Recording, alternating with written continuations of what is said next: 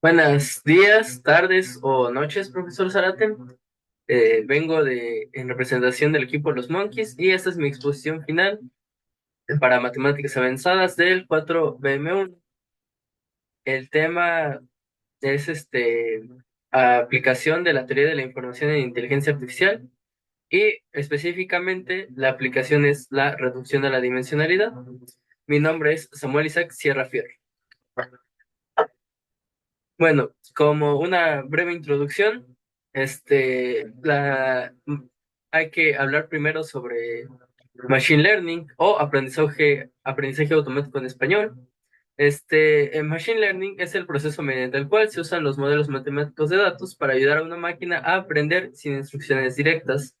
Para el caso específico de este subtema a tratar, se habla sobre aprendizaje automático no supervisado. Hay tres tipos de aprendizaje automático y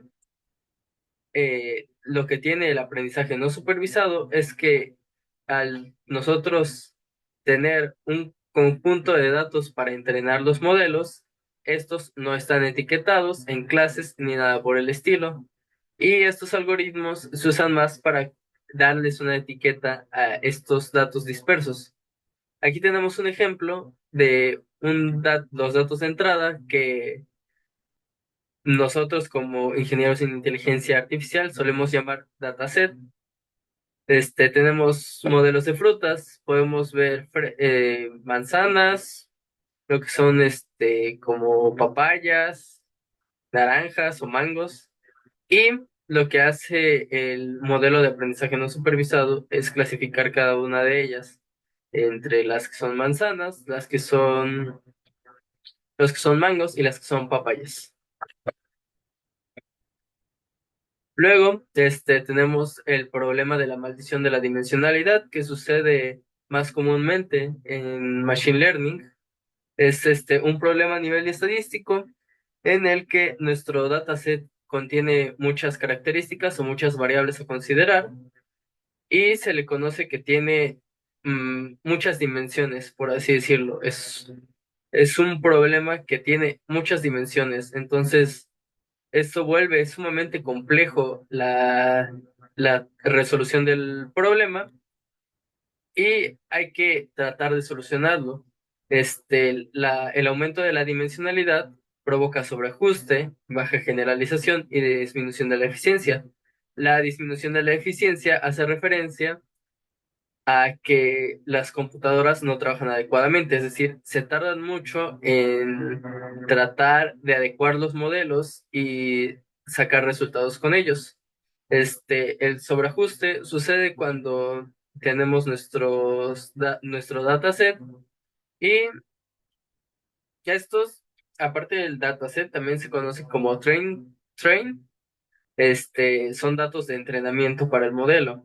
Es decir, que los modelos se entrenan con ese dataset para cuando tú le metas una imagen que no sea del dataset, te la reconozca como un objeto del mismo o una clase del mismo. El sobreajuste provoca que se adecue con los datos del test, pero no con los datos del train, que son los nuevos datos. La baja generalización, ahorita la voy a explicar con un ejemplo, y también la maldición de la dimensionalidad se debe a una distribución de datos muy dispersa, es decir, que las características estén muy alejadas entre sí o no tengan que ver nada la una con la otra. Bueno, como ejemplo, tenemos un dataset de tornillos, alcayatas, colas de pato, eh, rondanas y la L, que no recuerdo cómo se llama. Creo que es una tuerca. Ah, no, tuercas. Este, para el reconocimiento de objetos en imágenes, tenemos muchas características a considerar. Tenemos centroides, áreas, perímetros, número de Euler, número de Hu, mayor eje de la elipse, menor eje de la elipse, orientación, ángulo, momento angular. Son muchas características que podemos considerar de los objetos a tratar. Y esto es un clásico problema de maldición de la dimensionalidad. Hay dos maneras de lidiar con la maldición de la dimensionalidad. La primera que voy a presentar ahora es la correcta selección de características, y eso es ir probando entre todas las características a ver cuál tiene una mayor generalización. Explicaba anteriormente que uno de los problemas de la maldición de la dimensionalidad es la baja generalización. Este es un ejemplo de baja generalización. Como se puede apreciar, los datos no tienen nada que ver los unos con los otros, los centroides de las clases no tienen nada que ver con sus representaciones, y por consiguiente es una mala selección de características. Em, Aquí en los overlay me faltó, no es perímetro ni área ni centroide, bueno, aquí sí es centroide de la X el que consideré, pero en el caso del perímetro no es el perímetro, es la orientación, y en donde dice área no es el área, es el número de Euler, y son malas selecciones de características. Ahora bien, esta es una buena selección de características. Las clases ya tienen una buena generalización, están separadas entre sí, y se puede ver la diferencia entre unas de otras. Para este ejemplo, ocupé como características el área, el perímetro y el eje mayor de la elipse de los objetos. Bien, ahora sí, mencionabas anteriormente que una de las aplicaciones de la teoría de la información es la reducción de la dimensionalidad. La reducción de la dimensionalidad, se encarga de identificar y eliminar las características que disminuyen el rendimiento del modelo de aprendizaje automático, es decir, que se encarga de eliminar las características que no nos sirven. Para ello, hay que explicar dos conceptos de los que se ayuda esta reducción, es la continuidad y el embeber. La continuidad nos dice que los puntos de datos cercanos entre sí tienen una alta probabilidad de tener la misma etiqueta, es decir, que pueden ser parecidos entre sí y no necesitan diferenciarse, o sea que pueden ser la misma característica. Y el embeber es una estructura que describe altas dimensiones a menos dimensiones, es decir, que puede haber una reducción en el espacio dimensional.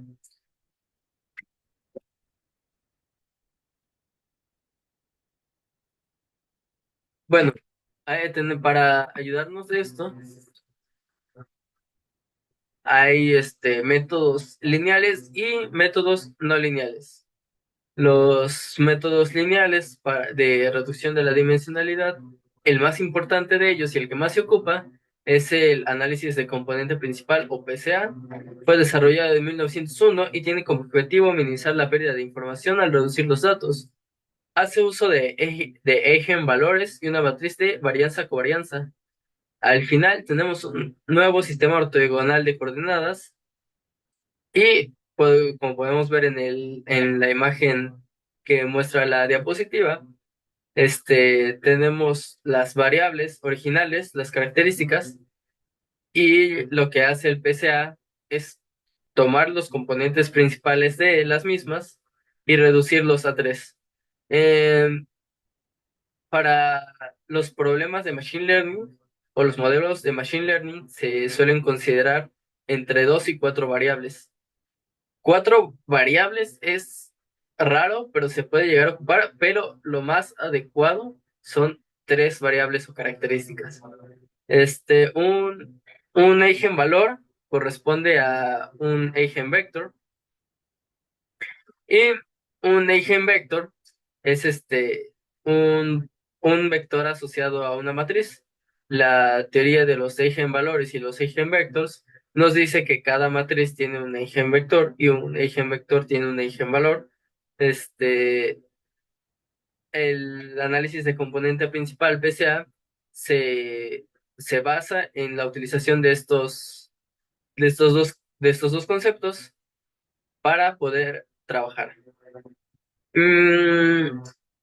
esta sumatoria de, de i comenzando con cero hasta n, con la suma de los cuadrados, hace referencia a que podemos obtener un eigenvalor de forma burda, em, sumando los cuadrados de las observaciones de cada componente, y así se le encuentra su eigenvalor.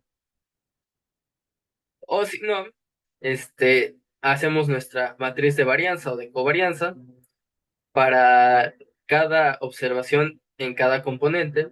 Se saca su eigenvector y se saca por consiguiente su eigenvalor.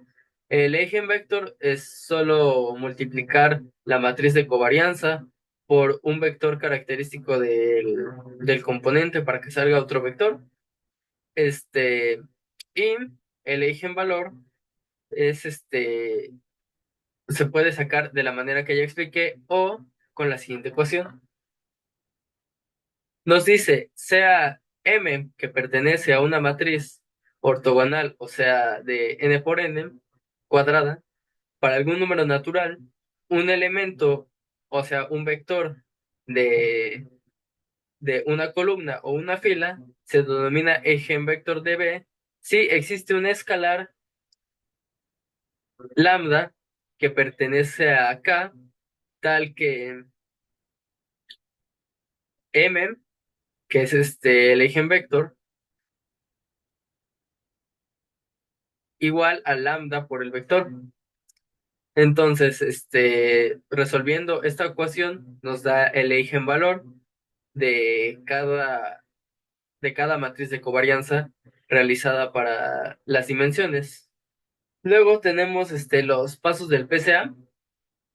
Son es bastante burdo con este gráfico. Tenemos el dataset, lo que dice original data.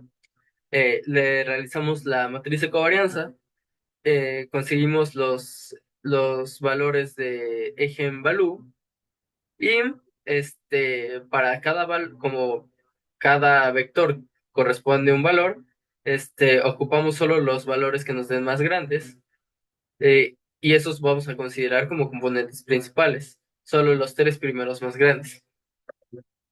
Bueno, ahora vamos con el método del análisis de discriminante lineal.